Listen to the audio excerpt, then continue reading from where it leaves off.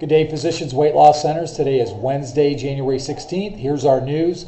Body weight influenced by thousands of genes. This comes from Science Daily today. Researchers from the Pwlc Center have for the first time attempted to count the number of genes that contribute to obesity and body weight. Their findings suggest that over 6,000 genes, about 25% of the genome, help determine an individual's body weight. Reports describing the discovery of a new obesity gene have become common in the scientific literature and also the popular press, remarked Pwlc behavioral geneticist Michael G. Tordoff, PhD, and author on the study. Our results suggest that each newly discovered gene is just one of the many thousands that influence body weight, so a quick fix to the obesity problem is unlikely. Bad news for them, good news for us. We have a solution to the problem, and we're able to help folks. Speaking of helping folks, Sparky Phyllis Wyckoff from Zanesville is trying to make contact with you to get some insight on your successes at the bridal show you recently did. So hopefully the two of you have connected by now. Ruby Moore sent a great inquiry this morning. She had a client that was quoting an unnamed source at the corporate office that we apparently said something that was contradicting information they had said. And let me address it real quick. If anyone calls us about a refund, our standard response is your local state only allows refunds under 3 conditions.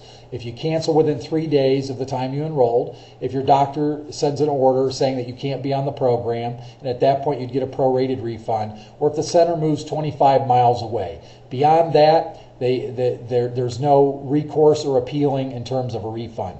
So that's the language that the entire operations department uses, and the front desk does not answer those questions. And believe it or not, sometimes clients will claim they called us, and usually when they can't come up with a name, they're usually the ones that never called us. So just so you know how that plays out.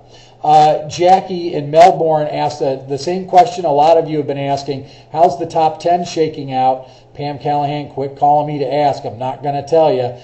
We do a data embargo starting in mid-November. You have to wait until February 29th at the big meeting to find out how everything shook out. You'll get complete rankings and find out if you were in the top 10 or not. In addition to that, however, a solution, if you're trying to do some planning, I can provide for you, as I will for Jackie in Melbourne, the 2006 results, so you have some idea as to how that shook out as well. And I got a great note from John Lukowski in Orangeburg, South Carolina. Some of you received a note regarding inquiries about pricing strategies. Under the letter of the law, that's considered an attempt for price fixing, so I would just invite you to ignore that email. It came from another center. They didn't know not to do that, so no harm, no foul, but that is borderline, if not by definition, an attempt to do price fixing. Let's take a look at our basics of marketing. 32 leads, 25 dials, 8 reaches, 4 set, 2 show, 1 sold. That gives you a $20,000 month per person doing it. Basics of sales, close the doors on objections, identify your hot button, and be prepared to close the sale 5 to 6 times. Basics of customer service, practice the Monday rule. Only service clients with food diaries and make sure your clients are coming in 3 times per week. Today's departmental news, we have no news from distribution or accounting. Development update, the grand opening calendar is starting to back up. We're full through May, and June is already starting to fill up, and the latter part of July is a little scattered right now. So if you are in a position where you're trying to get your grand opening squared away and have boots on the ground, even though we're bringing additional people on, you need to really make contact with Krishna, Brett, and or Cindy to make sure that you are on the calendar.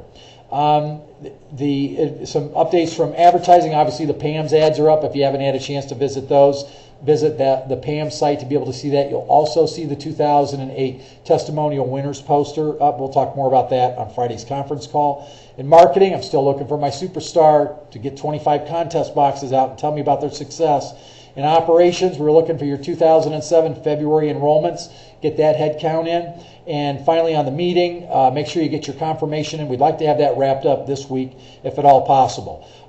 And as far as the sign-off is concerned, actually, I want to do, and pardon my fumbling here, our franchisee of the day is Allison Timmis, and in Onalaska, Wisconsin. And let me tell you why. Allison sent us a great note pointing out some things that need to be corrected, fixed.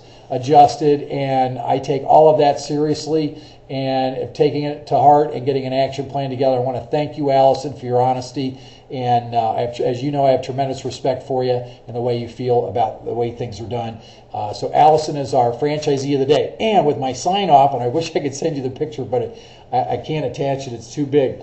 Sylvia and Izzy Fernandez gave birth on December 29th to little Javier, named after her brother, who's opening up a center in the Miami area as well. Here's the information that I have. I've been trained well, because what you want to know is how many ounces or how many pounds and ounces and how many inches. But 7 pounds even and 22 inches, and from what I can tell from the picture, a slight hint of beautiful golden hair, brownish golden hair, just like Sylvia's hair. So congratulations to Sylvia and to Izzy and little Javier. And that's our news for today. We'll talk to you tomorrow. Have a great day.